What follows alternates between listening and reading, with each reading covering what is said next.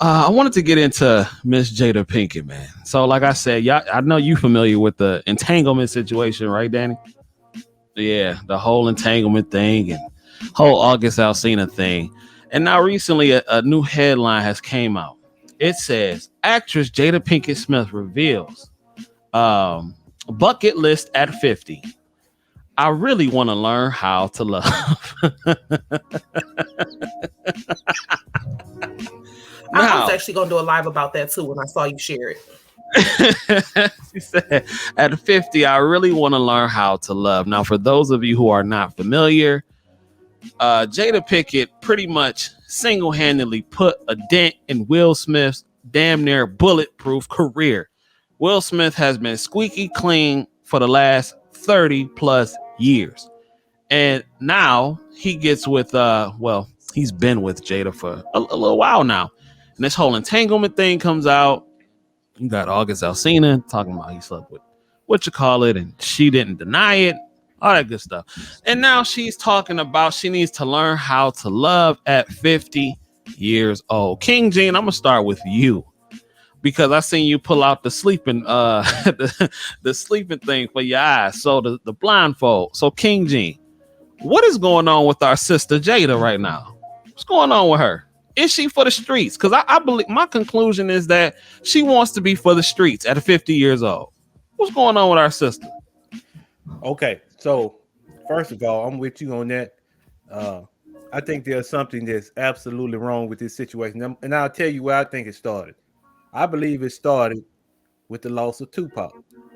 That's where I think it started. I believe, and I Was could that be her wrong. true love? I believe that's what it was. I believe Tupac was a true love, but now Will, being the man that he is, the upstanding guy that he is, from what we know, this was easier for her to transition because this was a man of integrity. This was a man who evidently was going to do the things he needed to do to keep the family going. But I do not feel that he was her first choice. I don't believe it, man.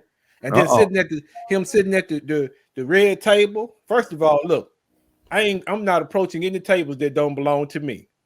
If the table don't belong to me, I'm not approaching it, because the way that he was brought in and sitting at the table, and then she's across, and she's dropping some pretty heavy information on this brother. And like I said before, I really believe that the man was about to go into cardiac arrest. I really do, because now, according to what I've seen now, and I'm not within their lives, I don't know, but according to what I've seen, she was what he wanted. She was what he wanted. But now whether he was what she wanted, something totally different, man. Something totally different. Kris, what's up with our sister Jada? I know you did a video about settling not too long ago, and I'm gonna bring that home to you in a second because King Gene did bring up an interesting perspective. But But before we do that, what do you think is going on with our sister Jada? 50 years old, talking about she need to learn how to love. 50, she got kids, probably got some grandkids at this point. What's the deal with our sister right now? She's delusional. She thinks she's in a Disney movie. She thinks she's in a Disney fantasy. This is one thing that I really struggle with, and it's hard for me to say it because I'm not living this life. And if I could go back and do it again, these are the changes that I would make. The issue with so many women nowadays is that they're too romantically and sexually free. They give themselves to all these men. They don't end up with these men for the rest of their lives. And then later on down the line, they think that they're settling for somebody who's giving them what they actually need, but they feel as though they don't love them. They don't connect with them because they want this weird attraction that they're being sold. And this is, there's so many people who are like, well, you should feel attracted to your husband, to your partner. But the thing is about attraction is that it comes and goes, and it's not always going to be physical. Typically, if someone's providing for you as a woman, if they're doing everything you need them to do, that level of attraction grows. There are people who get married in 5 weeks. Yep. And they do that, and they'll tell you, oh, I didn't actually love them until 3 months later, 6 months later. Because I realized that they were doing everything that I needed. that they were always going to be there for me, and they were always going to be reliable. They're always going to provide. They're always going to protect me. And then that attraction started to grow over time. The issue now is that we keep telling women that they can just go and let their freak flag fly and that there aren't any consequences down the road. And that's what happened with her. Did you say freak flag? Yes. Let it fly. I thought you almost cussed. I thought she almost said a cuss word, ladies. Hey, listen, I'm about to get a meter. We're gonna get a meter. It's gonna be like we're gonna call it Kris cuss word meter. So I think he was almost in the red right there. But no, that's real talk. That's real talk. Danny D, what's wrong with our sister Jada? Nothing. You don't think no? No. Okay, so I actually like Will and Jada. So I actually have been following their relationship since for a while. So first of all, they have an open relationship. You said say one more time. They have an open relationship. You believe that? No, that's what's been said. Oh, okay. So it's not just that she's been doing things. He has also been doing things. It's just that maybe he's doing stuff with people who don't want to say anything about it. Secondly, Will and Jada did a red table talk with his kids. And in the comments, somebody said that Keep Loving was saying that she didn't submit to his leadership. She absolutely submitted to his leadership. And it made her miserable. Because he was forcing his whole family to do what he thought was best for them, which it wasn't. That's why Willow shaved off her hair. And they had a whole family discussion about this on Red Table Talk, where he was like, I had to sit back and think about I'm doing too much. I'm putting my expectations on my family. And it hit me when my daughter told me, Daddy, we're not the family that Daddy wants. We're not good enough for him or something like that. So he put that pressure on his family. It's not them. It's him. Okay. And then August coming out and saying everything about them having a relationship. Not only did Will and did Jada admit to it, Will didn't deny that he gave permission, because August said that Will gave permission for me to be with his woman. I believe August 100%. Yeah. Will didn't say that was false. So they are for the streets. They both are for the streets. He's just quietly doing it.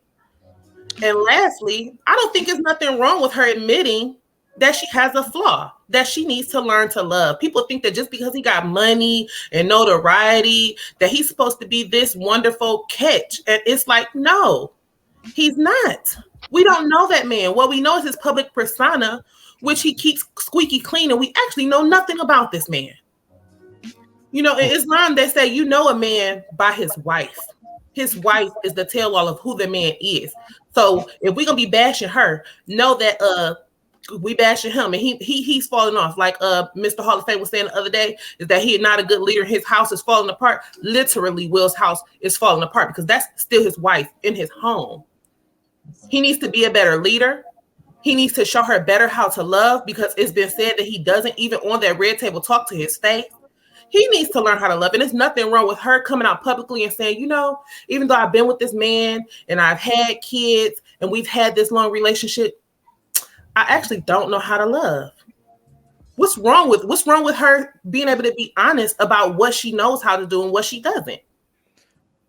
Only thing I'm saying, D, about the situation is, okay, now, with all that you just said, now first of all, let me thank you, because you opened my eyes up to a lot of things that I didn't know was actually occurring. But now, would you be willing to see still though that all of the things that have gone on, right? I'm talking about at the very beginning. Do you think she was mentally ready to be with Will Smith? No. They talked about that on the Red Table Talk. Right. Okay. Right. Okay. Now that's and I don't think that it started with Tupac either. It started with her mother, because her mother was a drug addict and her home has been unstable since childhood. Right. Now I remember her mom sitting down with her and having that conversation. So basically, what I'm getting from you, D, is that it may have been the case that she was just unstable in general, and maybe what she thought was adding a husband and children to the mix would somehow bring some stability to her, but it doesn't seem like it worked that way. Because now I'll give you the benefit of the doubt on that. You know, a lot of stars that we know, these people are crazy. You know, they doing all kind of stuff in the background. Look at Harvey Weinstein. So you know, I can't really discount what you're saying. But when I looked at the interaction at that red table talk between Will and Jada, it looked like you said. It looked like it was strained. It looked like one person was devastated, and the other person had went through some difficulties. But it appeared to me that her being honest freed her. She was free. It was like a weight that was lifted. I feel like they've been living this life in silence, and his devastation wasn't for his marriage, but for the image that you guys speak of. Okay.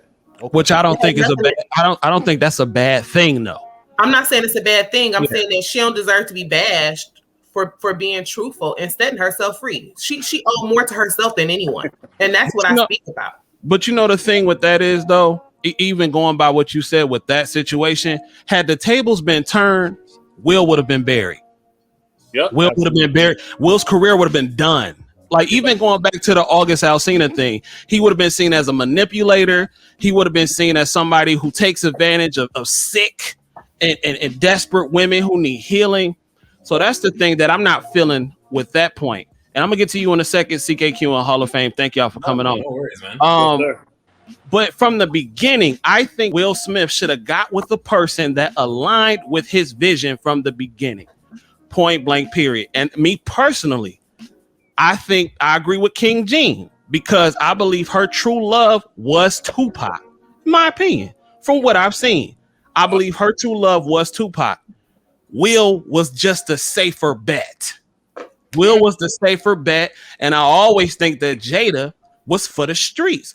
But Jada said, okay, my acting career ain't all that popping. Like, she got some stuff going on, but Will is safe. And Will is going to be successful at all costs. And here's the thing. When you are a team, sometimes you need to take one for the damn team. I don't think that Will was hurt in that interview. I think that was good acting, because I think they are both swingers, in my opinion. I think they both do what they do in the streets, but Will has a Trump-type team around him that keeps that all in check. And Jada, I think subconsciously, is trying to get out of that situation.